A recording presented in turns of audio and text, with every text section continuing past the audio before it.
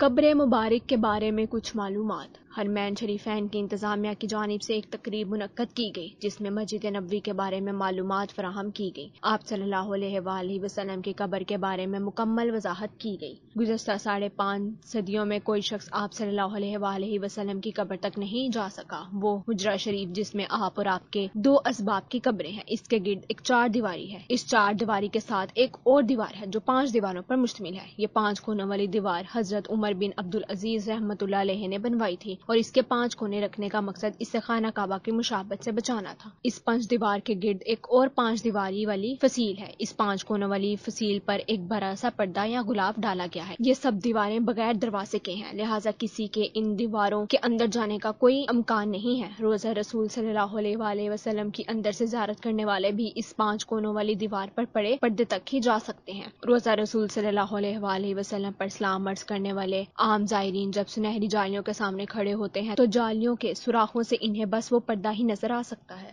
جو حجرہ شریف کے 5 دیوار پر پڑا ہوا تھا۔ اسی طرح اسلام پیش کرنے والے زائرین اور آن حضور صلی اللہ علیہ وآلہ وسلم کی قبر کے درمیان چند گز کا فاصلہ ہوتا ہے، لیکن درمیان میں کل 4 دیواریں حائل ہوتی ہیں۔ ایک سنہری جالیوں والی دیوار، دوسری 5 کونوں والی دیوار، تیسری ایک اور 5 دیواری اور چوتھی وہ 4 دیواری جو کہ اصل حجرے کی دیوار ہے۔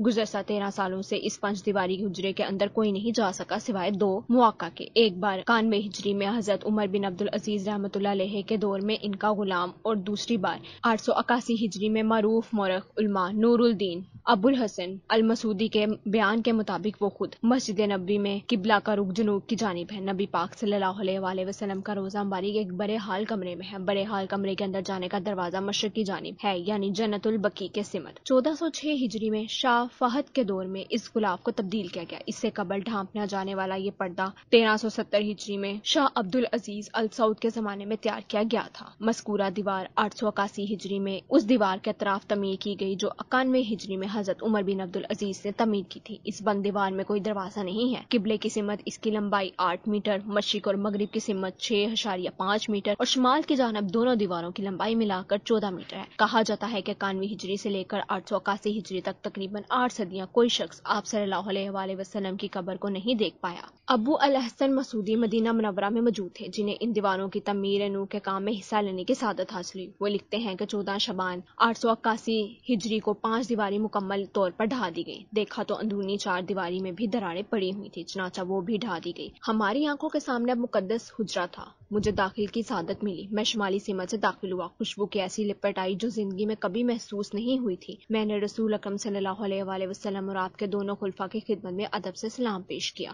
میری پوری توجہ 3 قبروں پر مرکوز تھی۔ تینوں سطح زمین کے تقریباً برابر تھی، صرف ایک جگہ ذرا سا ابھار تھا، یہ شاید حضرت عمر کی قبر تھی۔ قبروں پر عام سی مٹی پڑی ہوئی تھی۔ اس بات کو 5 صدیاں بیت چکی ہیں جن کے دوران کوئی انسان ان مہر بند اور مستحکم دیواروں کے اندر داخل نہیں ہوا۔ علماء نور الدین اور ابو الحسن وفا الوفا میں حجرہ نبوی کا ذکر کرتے ہوئے تحریر کیا کہ اس کا فرش سرخ رنگ کی ریت پر مبنی ہے۔ حجرہ نبوی کا فرش مسجد نبوی کے فرش سے تقریباً 60 سینٹی میٹر نیچے ہے۔ اس دوران حجرے پر موجود چھت کو ختم کر کے اس کی جگہ ٹیک کی لکڑی کی چھت نصب کی گئی جو دیکھنے میں حجرے پر لگی مربع جالیوں کی طرح ہے۔ اس لکڑی کے اوپر ایک چھوٹا سا گنبد تعمیر کیا گیا ہے جس کی اونچائی 8 میٹر ہے اور یہ گنبد خضرا کے عین نیچے واقع ہے۔ یہ سب معلومات معروف کتاب وفا الوفا با اخبار المصطفیٰ صلی اللہ علیہ وآلہ وسلم کے مؤلف نور الدین ابو الحسن نے اپنی مشہور تصنیف میں درج کی ہیں۔